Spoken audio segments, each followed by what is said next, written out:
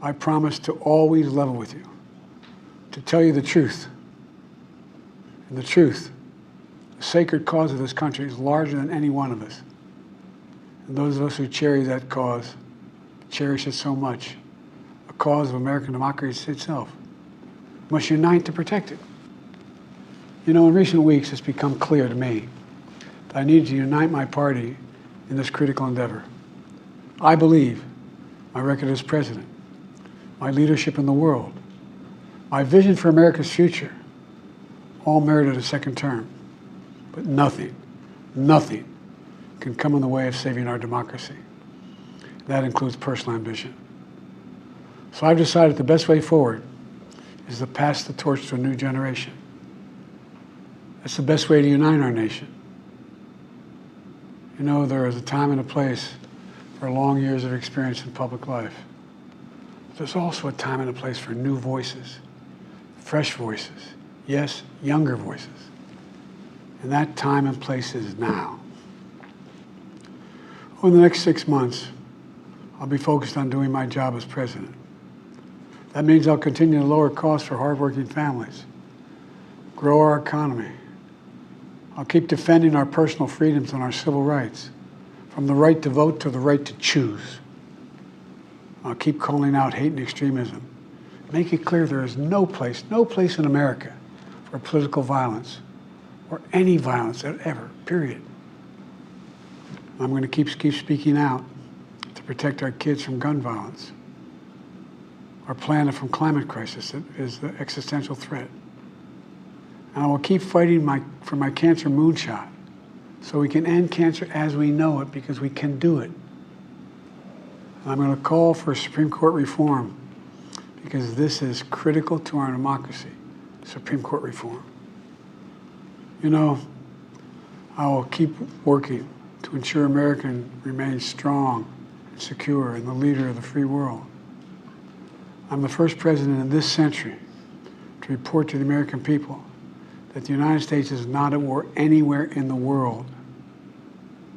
We'll keep rallying a coalition of proud nations to stop Putin from taking over Ukraine and doing more damage.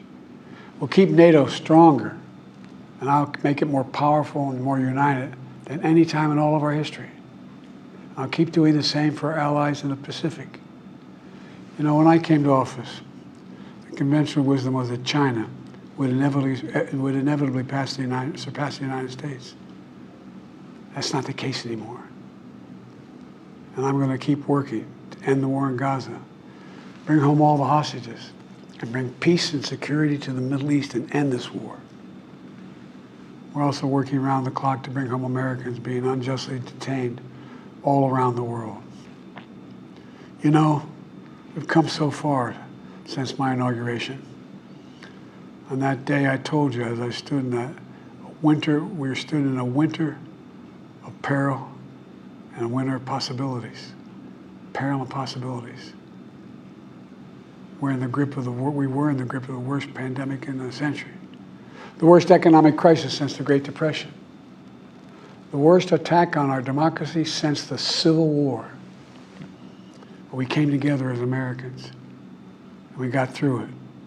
We emerged stronger, more prosperous, and more secure. Today we have the strongest economy in the world, creating nearly 16 million new jobs, a record. Wages are up. Inflation continues to come down. The racial wealth gap is the lowest it's been in 20 years. We're literally rebuilding our entire nation, urban, suburban, rural, and tribal communities. Manufacturing has come back to America. We're leading the world again in chips and science and innovation. We finally beat Big Pharma after all these years to lower the cost of prescription drugs for seniors. And I'm going to keep fighting to make sure we lower the cost for everyone, not just seniors. More people have health care today in America than ever before. And I signed one of the most significant laws helping millions of veterans and their families who are exposed to toxic materials. You know, the most significant climate law ever in the history of the world. The first major gun safety law in 30 years. And today, the violent crime rate is at a 50-year low. We're also securing our border. Border crossings are lower today than when the previous administration left office. I've kept my commitment to appoint the first black woman to the Supreme Court of the United States of America. I also kept my commitment to have an administration that looks like America and be a president for all Americans. That's what I've done. I ran for president 4 years ago because I believed and still do that the soul of America was at stake. The very nature of who we are was at stake. And that's still the case. America's an idea. An idea stronger than any army, bigger than any ocean, more powerful than any dictator or tyrant. It's the most powerful idea in the history of the world. That idea is that we hold these truths to be self-evident. We're all created equal, endowed by our Creator with certain inalienable rights: life, liberty, pursuit of happiness. We've never fully lived up to it, to this sacred idea, but we've never walked away from it either. And I do not believe the American people will walk away from it now.